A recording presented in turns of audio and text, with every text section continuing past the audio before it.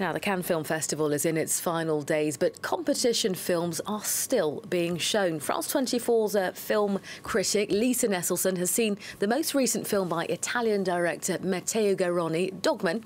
Lisa, what's your verdict?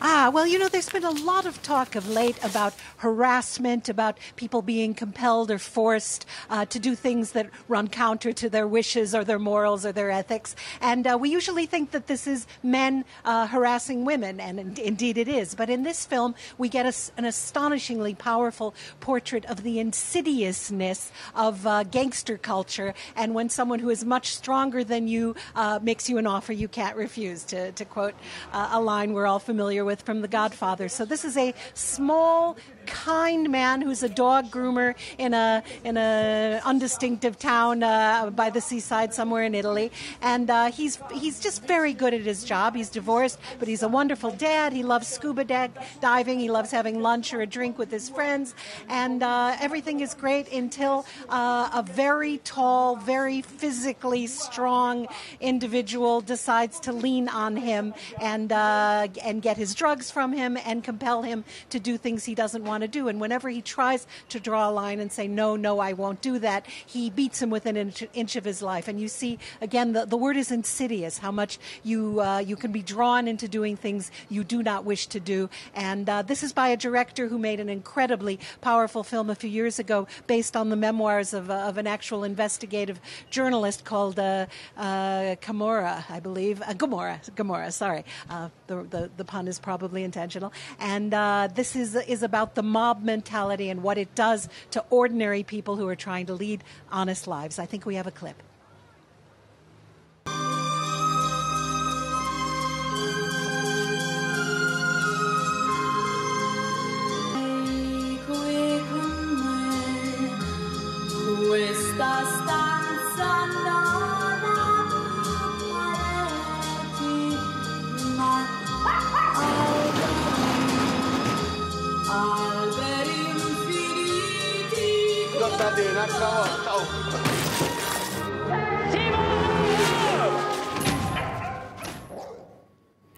Can't wait to see that film, Lisa. Now, moving on to another film or documentary, if you will. Whether you like it or not, everybody knows who Whitney Houston was. You've seen a new documentary about her called Whitney. Is this something we should be looking out for as well? This is something you should definitely go out of your way to see. I was never what you'd call a Whitney Houston fan, of course, in awe of her voice, of her pipes, of her singing ability, not so much a fan of the material she tended to interpret. But this documentary is all good work, opened my eyes. Kevin Macdonald is an incredibly skilled documentary maker, and we find from her earliest days through her death in 2012, and the way he structured the story is just devastating. It makes one wonder, why would anyone want to be famous? I think she would have been a lot happier if she just stayed singing in the church choir. But it's unusual, if you're that talented, to have good people around you, exclusively good people around you. And I didn't realize just how famous she was. She still holds the record for most consecutive #1 songs by a female recording artist. And back in the day, she had more than Elvis and the Beatles. So that's fame. And they show us none other than Saddam Hussein used a version of the theme from The Bodyguard, I Will Always Love You, as his campaign song in Arabic in his last campaign. And we're showing just how many people were familiar with that song and the connection I Will Always Love. It's terrifying to think about. So yes, that's fame. We have an interview that France 24 did with the director, Kevin Macdonald. Let's listen. She was the first African-American actress to have an on-screen kiss chemistry with a major white star. That was obviously The Bodyguard. And she was the acceptable face of African-Americanism in the 1980s. If you were a white kid, your mother didn't mind if you went out with Whitney Houston because she was sort of one of us.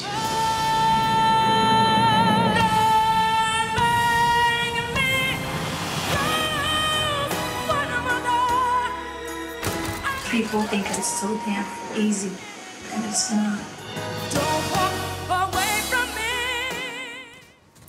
Lisa, goosebumps there listening to her voice. As you say, must see there. Now, Whitney's breakout role opposite Kevin Costner in The Bodyguard was enormously important to black Americans. But black women are still struggling to be taken seriously when it comes to the entertainment industry. There are, though, a group of French actresses who are trying to change things. Yes, this is very encouraging, and a group of them were here to do their bit on the red carpet to say, we're here, we're talented, our skin is darker than yours, perhaps so what? Please take us for our talents. And there's a book behind this called Noir n'est pas un métier, which I guess we would translate as being black is not actually a profession, or it's not a full-time job. It should be beside the point in an ideal world. And so the French actress Aïssa Maïga, who has been fortunate enough to have some very high-profile roles. But here she is talking to France 24 about how she wished that some of her sisters had equal opportunities. What pushed me was the fact that I've been an actress for 20 years now in France. You could say I paved the way. And I've always been very fortunate to have genuine relationships with interesting directors who offered me interesting roles which weren't stereotypes and cliches. But at the same time, I witnessed what was going on around me. I know many actors of colour, not just black actors, who simply don't work. And more than that, who have no opportunities in cinema, theatre or television in France. So there's a form of anger, of indignation, that's at times been muted, subdued. But I've always been astounded by the sheer lack of visibility within our field.